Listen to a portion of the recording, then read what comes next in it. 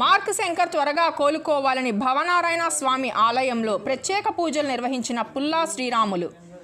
సర్పవరం గ్రామ జనసేన పార్టీ నాయకులు పుల్లా శ్రీరాములు ఆధ్వర్యంలో భవనారాయణ స్వామి ఆలయంలో ఇటీవల సింగపూర్లో అగ్ని ప్రమాద బాధితులు అందరూ ఆరోగ్యంగా ఉండాలని, డిప్యూటీ సీఎం పవన్ కళ్యాణ్ రెండవ కుమారుడు మార్క్ శంకర్ ఆరోగ్యంగా కోలుకోవాలని కోరుతూ సర్పవరం గ్రామం శ్రీ భవనారాయణ స్వామి ఆలయంలో పుల్లా శ్రీరాముల ఆధ్వర్యంలో ప్రత్యేక పూజలను నిర్వహించారు.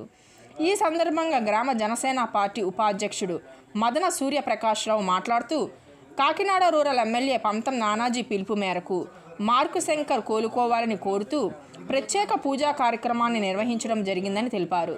అదేవిధంగా అగ్ని ప్రమాదంలో మరికొందరు ఆసుపత్రి పాలైనారని, వారు కూడా ఆరోగ్యంగా ఇంటికి వెళ్లాలని తెలిపారు. పూజా కార్యక్రమంలో గ్రామ జనసేన పార్టీ అధ్యక్షులు పుల్లా వీరబాబు, జనసేన పార్టీ నాయకులు వాసంశెట్టి వెంకటేశ్వరరావు, ఈరుగుల ఆనంద్, రావి నూకరాజు, పుల్లా టైలర్ బాబు, అమర శ్రీను, సాయి, మణికంఠ తదితరులు పాల్గొన్నారు. నమస్కారం.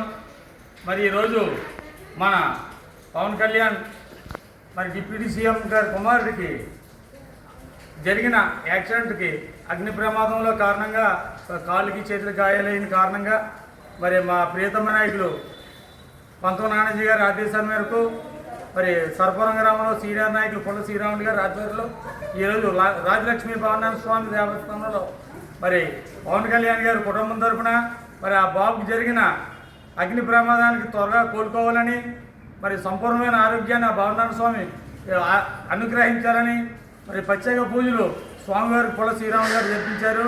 అదేవిధంగా అలాంటి నాయకుడి ఇలా జరగడం మనకు చాలా దురదృష్టకరం. అది ఆ బాబు తొందరగా మార్క్ శంకర్ తొందరగా కోలుకోరని మరి సర్పవరం గ్రామం తరఫున మరి నానాజీ గారు తరఫున కూడా తెలియజేసుకుంటూ ఉన్నాం.